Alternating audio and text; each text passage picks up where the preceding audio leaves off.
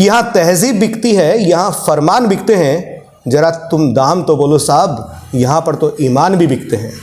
राजस्थान में अभी group A और ग्रुप बी के जो जीके के पेपर हुए थे दिसंबर माह में, उनको एसओजी की रिपोर्ट के आधार पे उनको रद्द किया गया है।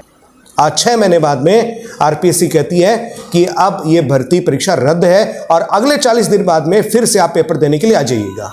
आज हम चर्चा करेंगे कुछ बिंदुओं पे, जिसमें सबसे इंपॉर्टेंट तो ये है कि परीक्षा रद्द होने के बाद में ये जो आपके 40 दिन बचे हैं मोटा मोटी, इसमें आप क्या पढ़ें और क्या नहीं पढ़ें। पहला बिंदु, पेपर रद्द होने से किसको फायदा हुआ है, किसको नुकसान हुआ है, इस बारे में भी बात करेंगे। और अभी जो पेपर जो लीक किया गया बाबूलाल कटारा के द्वारा, उनके साथ में क्या होना चाहिए, इसके पीछे कौन है असली जादूगर, इसके बारे में भी बात होगी। और क्या विद्यार्थियों को कंपनसेशन मिलेगा या नहीं मिलेगा, इस बारे में भी हम बात करेंगे। दोस्तों चलिए वीडियो शुरू करते हैं। शुरू करने से पहले एक बात जरूर कहूंगा कि यहाँ तहजीब बिकती है, यहाँ फरमान बिकते हैं, जरा तुम दाम तो बोलो साहब, यहाँ पर तो ईमान भी बिकते हैं। जी हाँ दोस्तों, आज यही कहावत जो है चरितार्थ कर दी गई है। यहाँ पे राजस्थान में अभी ग्रुप ए और ग्रुप बी के जो जीके के पेपर हुए थे दिसंबर माह में, उनको एसओजी की रिपोर्ट के आधार पे उनको रद्द किया गया है। और रद्द करने में जो समय लिया गया है वो सबसे इम्पोर्टेंट है, और ये समय जो है 6 महीने से ज़्यादा का लिया गया है। आज 6 महीने बाद में आरपीएससी कहती है कि अब ये भर्ती परीक्षा रद्द है और अगले 40 दिन बाद में फिर से आप पेपर देने के लिए आ जाइएगा। क्या ऐसा मुमकिन है कि कोई विद्यार्थी जिसने 6 महीने पहले एग्जाम दी थी, क्या आज उसी शिद्दत के साथ में, उसी जुनून के साथ में, उसी तैयारी के साथ में, क्या वो विद्यार्थी मात्र 40 दिन की तैयारी में क्या वो पेपर दे पाएगा? नहीं। खैर, ये अलग विषय है। लेकिन जरा याद कीजिए कि जिस दिन कोई एग्जाम होता है उस दिन क्या होता है, पूरा राजस्थान, पूरे राजस्थान के सारे तमाम शहर, हर जगह ट्रैफिक जाम, शहर के शहर जाम हो जाते हैं, पूरा स्टेट जाम हो जाता है, पूरे स्टेट का इंटरनेट बंद हो जाता है। पूरी जनता वो भी अपने कई ऐसे इंपॉर्टेंट कार्यक्रम को टाल देती है क्योंकि उस दिन एग्जाम है भाई। पूरा प्रशासन जो है और पूरी राज्य सरकार जो है अपनी पूरी ताकत झोंक करके उस परीक्षा को ईमानदारी से करवाने की कोशिश करती है। लेकिन एक व्यक्ति आता है और इन सभी बेरोजगारों की मेहनत पर पानी फेर देता है। पूरे प्रशासन के द्वारा जो अच्छे जो इंतजाम प्रशासन करता है, सभी लोग जो इसमें सहयोग करते हैं, उन सब के ऊपर एक आदमी आकर के पानी फेर देता है। और वो कोई आदमी कोई बाहर से नहीं आता है, अपने ही घर का आदमी है, क्योंकि अपना गंगाधर तो शक्तिमान है भाई। समझ तो गए होंगे आप लोग। खैर, आज मैं सारी बातें तथ्यात्मक करने वाला हूं। आज मैंने देखा कि लगभग 5.89, जी हां, मोटा मोटी आप कह सकते हैं 6 लाख विद्यार्थी जो है इससे सीधे तौर पर प्रभावित हुए हैं। ग्रुप ए और ग्रुप बी, इसमें आपका एसएसटी, हिंदी और इंग्लिश, इनके तमाम विद्यार्थी, इनका जो टोटल है वो है लगभग 6 लाख। गणित तो आपको थोड़ी बहुत आती होगी मेरी तरह से। मैंने एक मोटा मोटा आकलन किया कि मान लीजिए इन 6 लाख विद्यार्थियों में से केवल 1 लाख विद्यार्थी ऐसे थे जो किसी दूसरे शहर में गए, वहां पर कोचिंग उन्होंने ज्वाइन किया। कोचिंग ज्वाइन करने के बाद में लगभग 20,000 के लगभग वो फीस चुकाते हैं अपने कोर्स की, कोचिंग वालों को। फिर कोई व्यक्ति मकान देखता है, कोई कमरा देखता है, कोई फ्लैट देखता है, कोई पीजी देखता है, कोई हॉस्टल देखता है, और लगभग उनका खर्चा जो है मान करके चलिए 10,000 रुपये आता है।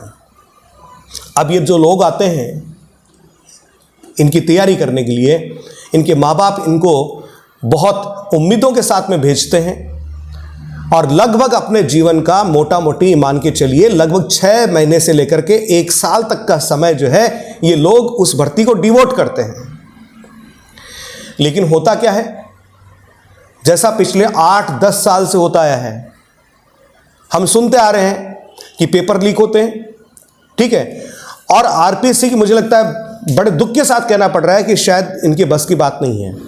लेकिन क्या कभी आपने सुना है कि कभी यूपीएससी का कोई पेपर लीक हुआ हो? नहीं ना। कि यूपीएससी के कोई भर्ती कोई कोर्ट में गई हो, नहीं ना।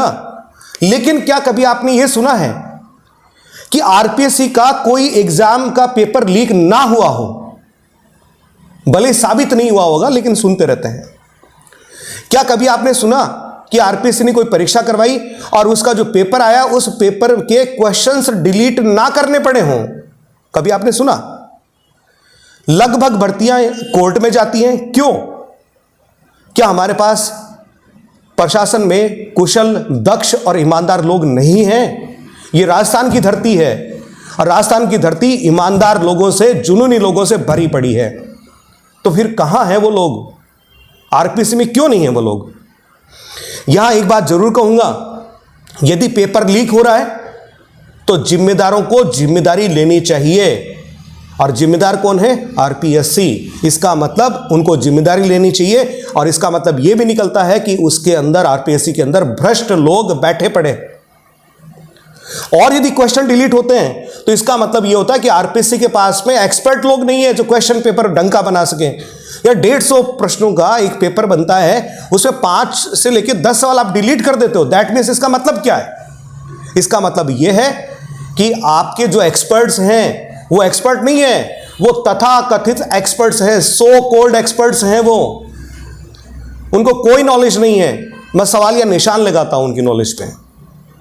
फिर तो यही मतलब होता है साफ साफ। ऐसा यूपीएससी में क्यों नहीं होता? क्या हम लोग उनसे कम हैं? अरे हमें दे दीजिए पेपर, हम बना देंगे।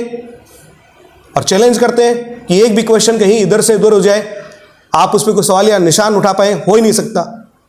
इसका मतलब यही हुआ कि अभी सरकार को जरूरत है आरपीएससी के अंदर बहुत सारे काबिल लोगों को लाने की। और काबिल नहीं, ईमानदार लोगों को।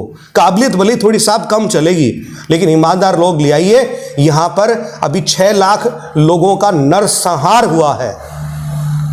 नरसंहार सिर्फ वही नहीं होता जिसमें मार काट करी जाती है, खून खराबा दिखता है कि चार तरफ लाशों के ढेर पड़े हैं।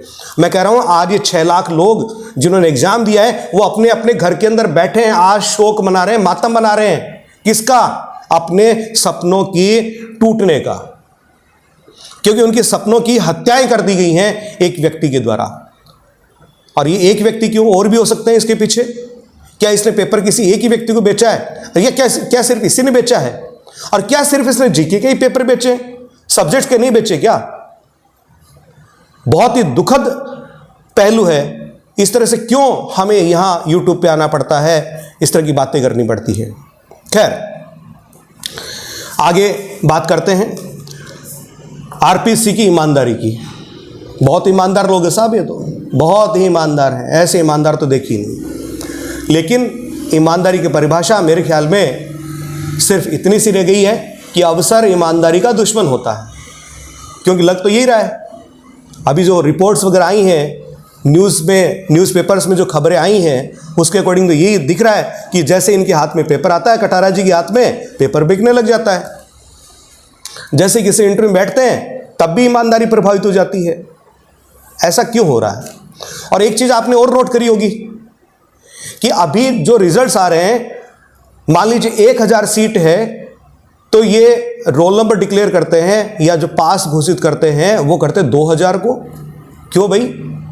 इसके पीछे क्या खेल है? ये भी संदिग्ध चीज लग रही है। पारदर्शिता का इसमें अभाव लग रहा है। लेकिन खैर, अभी मैं उसी बिंदु पे वापस लौटता हूं। मैंने कहा कि कम से कम 6 लाख बच्चे प्रभावित हुए हैं। और मैंने ये भी कहा कि 6 लाख में से 1 लाख बच्चों ने यदि किसी कोचिंग में जाकर के तैयारी करी है तो एक बच्चे के मोटे तौर पे 1 लाख रुपए खर्च हुए हैं।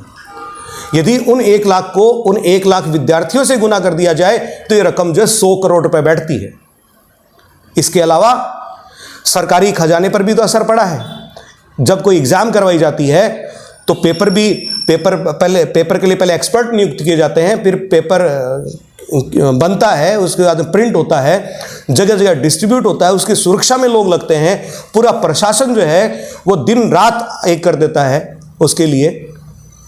तो सरकारी खजाने पर असर पड़ा है। अब वापस एग्जाम करवाया जाएगा तो फिर से सरकारी खजाने पर असर पड़ेगा।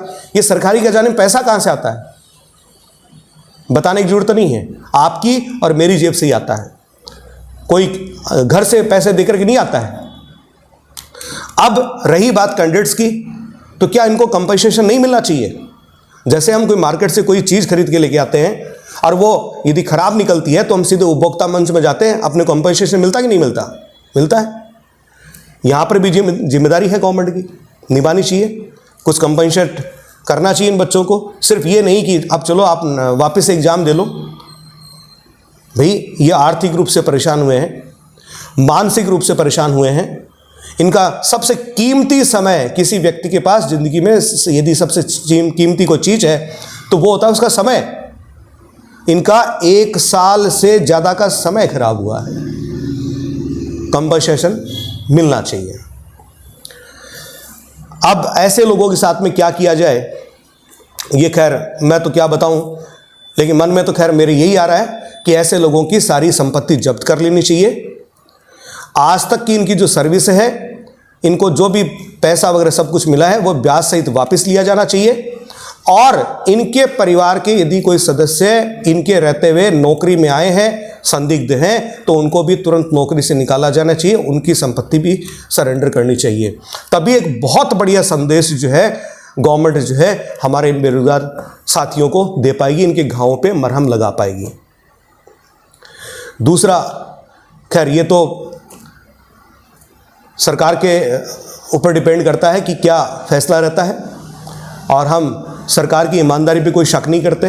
सरकार ने जो काम किया अच्छे किए हैं, इतनी सारी भर्तियां इन्होंने निकाली हैं, लेकिन ऐसे कुछ बेईमान लोग जो हैं आकर के माहौल ख़राब कर देते हैं, और तब लोगों को लगने लगता है कि कहीं न कहीं सरकार भी इसमें कहीं इन्वॉल्व तो नहीं है। तो सरकार इसमें इन्वॉल्व नहीं है, लेकिन ये कुछ लोग जो हैं ये इस चीज़ को ख़राब करते हैं, बदनाम करते हैं सरकारी तंत्र को। सरकार हमेशा ही जनता की सेवा करती है, उनकी भलाई के लिए काम करती है। खैर, अब हमारे व्यक्तिगत प्रयासों की मैं बात कर रहा हूं। स्काई एजुकेयर परिवार जो है उसने इस चीज़ पर विचार किया और हम लोगों ने ये फैसला किया कि स्काई एजुकेयर जो है जब तक ये एग्ज़ाम नहीं होता है, जी हाँ 30 जुलाई डेट दी गई है, तो मैं 30 जुलाई के लिए बात कर रहा हूँ कि 30 जुलाई तक स्काई एजुकेयर अपना 2nd ग्रेड का जो जीके का पेपर है, ऑनलाइन बैच है, उसको फ्री ऑफ कॉस्ट रखेगा सभी विद्यार्थियों के लिए, बिना किसी भेदभाव के। तो आप लोग स्काई एजुकेयर का जो ऐप है वो डाउनलोड कीजिए और अपने और भी साथियों को उनको बताइए, ताकि वो भी इसका फ़ायदा उठा सकें। और इसके लिए कोई पैसा नहीं लग रहा है, आपको एक भी पैसा चुकाने की यहाँ ज़रूरत नहीं है, बिल्कुल फ्री ऑफ कॉस्ट आपके लिए रहेगा, क्योंकि स्काई एजुकेयर हमेशा ही अपने इन साथियों के बारे में सोचता है। और हम लोग हमेशा ये चाहते हैं कि आप लोग जल्द से जल्द गवर्नमेंट जॉब प्राप्त करें और ज़िंदगी में तरक्की करें। दोस्तों, अब बात यह है कि इतने कम समय में अब आप क्या पढ़ें और क्या नहीं पढ़ें, ये सबसे इम्पोर्टेंट है। ठीक है, ऊपर से परिस्थितियां कुछ ऐसी भी होगी, अभी राजस्थान का भूगोल भी परिवर्तित हुआ है, जिलों की संख्याएं बढ़ गई, संभाग की संख्याएं बढ़ गई हैं, तो राजस्थान का पूरा जियोग्राफी जो है वो चेंज हो गया है। ठीक है, इसके अलावा करंट जीके वो कब तक का पढ़ें, ये भी एक बहुत बड़ा महत्वपूर्ण प्रश्न है। तो मैं इसके लिए आपको यही कहूँगा कि करंट जीके के लिए तो आप पिछले महीने तक का आप करंट जीके देख लीजिए, अभी तक का रिसेंट कोई भी आपको बुक मिलती है वो देख लीजिए। जियोग्राफी जो है पुराने वाला ही आप पढ़िए, नए वाले जियोग्राफी में आपको जाने की आवश्यकता नहीं है, और आपको बिल्कुल भी परेशान होने की ज़रूरत नहीं है। हम लोगों से यानी स्काई एजुकेयर से जितनी जैसी मदद बन पड़ेगी वो हम आप लोगों के लिए करने के लिए हमेशा तत्पर और तैयार रहेंगे। और मैं आपसे सिर्फ इतना ही कहूँगा, ये 40 दिन, हालांकि गवर्नमेंट ने अपने 40 दिन दिए हैं, आरपीएससी ने दिए हैं 40 दिन, इन 40 दिन को हम चाहें तो 80 दिन भी बना सकते हैं।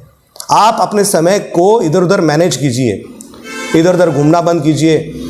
ठीक है, सिर्फ अपने आप को एक कमरे तक सीमित कीजिए और अपनी तैयारी को एक बहुत अच्छे स्वरूप में, एक बहुत अच्छे अंजाम की तरफ बढ़ाइए।